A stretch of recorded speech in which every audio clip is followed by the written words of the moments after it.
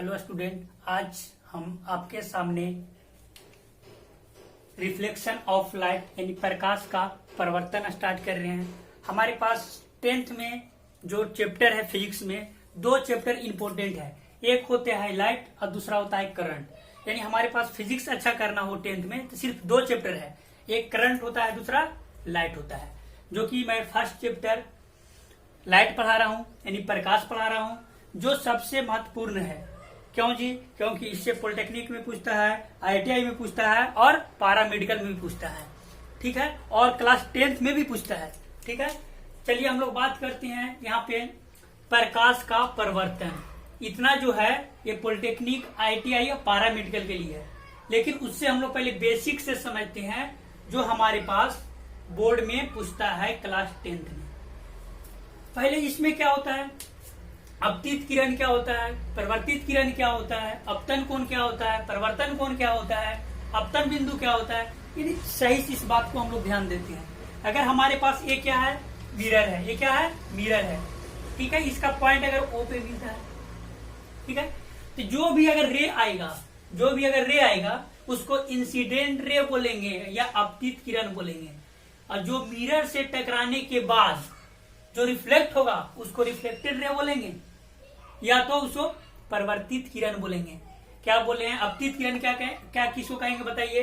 यानी मिरर पर जो किरण या रे आएगा उसको अपतित किरण कहेंगे, और मिरर से टकराने के बाद जो रिफ्लेक्ट होगा, जो परिवर्तन होगा, उसको परिवर्तित किरण कहते हैं।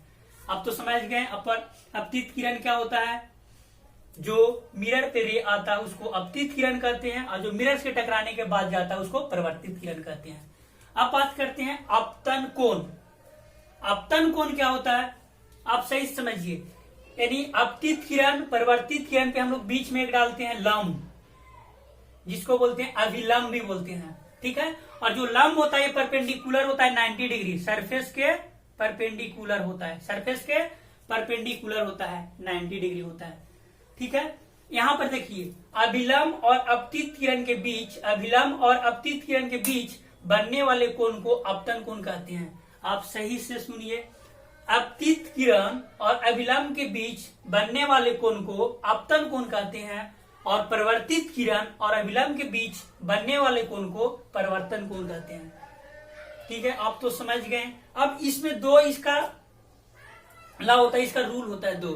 क्या होता है, अपतित किरण यानी एंगल I बराबर एंगल R, अपतित किरण बराबर अपतन कोण बराबर परिवर्तन कोण होता है। क्या होता है, अपतन कोण बराबर परिवर्तन कोण होता है। और दूसरा क्या होता है, सही से समझिएगा, अपतित किरण, परिवर्तित किरण और अभिलंब तीनों एक ही पॉइंट पे होते हैं। कहने का अर्थ आप सही से समझिए। क्या बोला है, अपतित किरण, परिवर्तित किरण और अभिलंब तीनों एक ही बिंदु पर होता है। यानी कहने का मतलब क्या होता है जी, तीनों एक ही सरफेस पर होता है। देखिए जैसे मान लिया जाए ये पेन है, ये हो गया अपतित किरण, ये परिवर्तित किया होगा, ये मिरर हो गया, और यहाँ पर ये लंब अगर डाल दिए, क्या किए, इसको अगर लंब डाले हैं, तो आप सही से समझिएगा कि अपतित किरण, परिवर्तित किरण अगर अभिलंब है, तीनों एक ही प्लेन पर। अगर ऐसे इस टाइप का हम लोग देखेंगे जी, अगर इधर से हम लोग देखेंगे तीनों एक ही प्लेन में होगा तो एक ही चीज दिखाई देगा, ये दिखाई देगा, ये वाला हाथ नहीं दिखाई देगा। क्यों? कि तीनों एक ही सरफेस पे है, इसीलिए कारण से। क्या बोले हैं, पहला अपतन कोण बराबर परिवर्तन कोण होता है, दूसरा क्या बोले हैं, अपतित किरण, परिवर्तित किरण, अभिलंब तीनों एक ही बिंदु पे होते हैं। अब चलिए पॉलिटेक्निक की तरफ, IITI और पारा मेडिकल में जो क्वेश्चन पूछते रहते हैं बार बार। जैसे हमारे पास क्वेश्चन फर्स्ट है, यदि प्रकाश की किरण किसी सतह पर लंबवत अपतित होते हैं तो परिवर्तन कोण कितना होगा? सही से आप समझें। सभी बच्चा तो कितना तो 90 डिग्री मारता है, कितना तो 45 मानता है। देखिए मैं इसको क्वेश्चन को समझाता हूं क्या बोल रहा है। क्या बोल रहा है, यदि प्रकाश की किरण किसी सतह पर लंबवत, जो लंबवत है जी इसको बोलते हैं लंबवत, इसको क्या बोलते हैं, लंबवत, ये नॉर्मल बोलते हैं, या अभिलंब भी बोलते हैं, अभिलंब भी बोलते हैं। अगर अभिलंब हो गया या नॉर्मल भी हो गया, क्या बोल रहा है, जो अपतित किरण है, जो अपतित किरण है जो लंबवत है, लंबवत मीन्स 90 डिग्री, यानी अपतित किरण यदि मेरे पास अभिलंब के सामने चलाता है तो बताइए हमसे पूछ रहा है परिवर्तन कोण क्या होगा। सही से सुनिए कि यदि हमारे पास परिवर्तन कोण कितना होगा, देखिए बहुत इजी है, यानी नॉर्मल जो अभिलंब है और अपतित किरण के बीच एंगल कितना बन रहा है, तो 0 डिग्री। कैसे जी, क्योंकि जिस देखो पहले अपतन कोण क्या होता है, सही से समझिएगा, अभिलंब और अपतित किरण के बीच का कोण, अभिलंब इसी पे है, अभिलंब इसी पे है और इसी पे अपतित किरण है, यानी दोनों रे एके पे आ गया कि नहीं आ गया। अगर दोनों एके पे आ गया तो बताइए एंगल कितना होगा, जब दोनों एके पे आ गया तो एंगल 0 डिग्री होगा, यानी अपतन कोण ही 0 हुआ तो परिवर्तन कोण कितना होगा, 0 डिग्री होगा कि नहीं होगा, होगा। अब क्वेश्चन 2 की तरफ चलेंगे। यदि प्रकाश की सतह के साथ 30 डिग्री कोण बनाकर अपतित होती है तो परिवर्तन कोण कितना होगा। बच्चा 30 डिग्री मार देता है, क्वेश्चन को सही से नहीं पढ़ता है, आप सही से पढ़ें, और 30 डिग्री इसका आंसर नहीं होगा। क्या बोला है, यदि प्रकाश की सतह के साथ 30 डिग्री कोण बनाकर, क्या बोला है, पहले हम लोग इस टाइप का समझ जाएंगे। हमारे पास क्या बोला है, प्रकाश के सतह के साथ 30 डिग्री कोण बनाता है, कौन जी, अपतित किरण, सतह के साथ। अगर ये अपतित किरण ऐसे आएगा, इस टाइप का जाएगा, बीच में हम लोग नॉर्मल डाल देंगे, इसको इंसिडेंट रे बोलते हैं, इसको रिफ्लेक्टेड रे बोलते हैं, इसको अपतित किरण बोलते हैं, इसको परिवर्तित किरण बोलते हैं। क्या बोल रहा है, अपतित किरण, अपतित किरण प्रकाश के सतह, सतह कौन होता है जी, ये, इससे कितना बना रहा है 30 डिग्री, तो ये भी होगा 30 डिग्री, और हम क्या बताए हैं 90 डिग्री होता है, ये कितना हो गया जी 60 डिग्री, ये कितना हो गया जी 60 डिग्री। इसके बाद आप जो पूछे बता दीजिए। तो पूछ रहा है परिवर्तन कोण हो क्या होगा, तो परिवर्तन कोण तो ये होता है, परिवर्तन कोण कितना होगा 60 डिग्री होगा। क्वेश्चन नंबर 3 की तरफ चलें, ये तो और इंपॉर्टेंट क्वेश्चन है। यदि अपतन कोण का मान 40 डिग्री हो तो विचलन कोण का मान, ये जब क्वेश्चन पूछता है तो सब बच्चा कहता है सर 12th का आ गया, अरे भाई 12th का नहीं आया, आप सही से सोचें। क्या बोला है, यदि अपतन कोण का मान 40 डिग्री है तो विचलन कोण का मान कितना होगा, सही से बताएं कितना होगा, सही से सोचिए आप। क्या बोला है, यदि अपतन कोण का मान 40 डिग्री है, अपतन कोण का मान, अपतन कोण क्या होता है पहले हम लोग इसको क्या बोलेंगे, अपतित किरण, इसको क्या बोलेंगे परिवर्तित किरण, और यहां से हम लोग क्या बोलते हैं अभिलंब या नॉर्मल बोलते हैं, ठीक है, नॉर्मल या अभिलंब बोलते हैं। हमसे पूछ रहा है विचलन कोण का मान क्या होगा, विचलन समझता है जी, अगर हमारे पास अपतित किरण अगर ऐसे आ रहा तो ये जाना चाहिए ऐसे, अरे भाई अगर ऐसे आ रहा तो सीधे जाना चाहिए।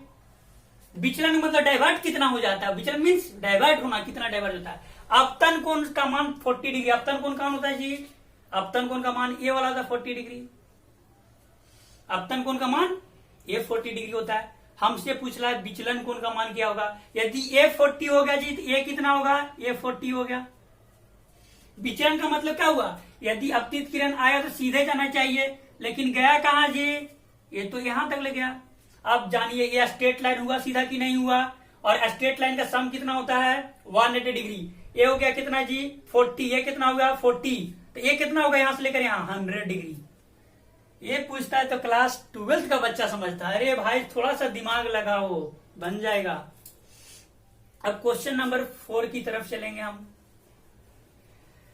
यदि प्रकाश की किरण सतह के साथ थीटा डिग्री कोण बनाकर अपतित होती है तो विचलन कोण का मान, जस्ट सेम क्वेश्चन है, सही से सोचे खाली।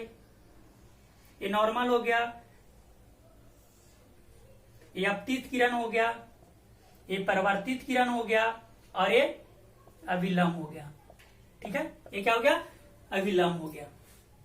आप सही समझे क्या है, अपतित किरण, ये परिवर्तित किरण, ये अभिलंब है, ये क्या है अभिलंब है, ये नॉर्मल है, ये अपतित किरण है, ये परिवर्तित किरण है। क्या बोला, यदि प्रकाश की किरण सतह के साथ थीटा कोण बनाकर, सतह के साथ यानी इससे साथ कितना जी, सतह के साथ थीटा कोण बनाकर, थीटा कोण बनाकर अपतित होते हैं तो विचलन कोण का मान कितना होगा? 2 थीटा होगा। हम बोल रहे हैं 2 थीटा होगा। क्यों जी 2 थीटा होगा? अब सोचें 2 थीटा क्यों होगा?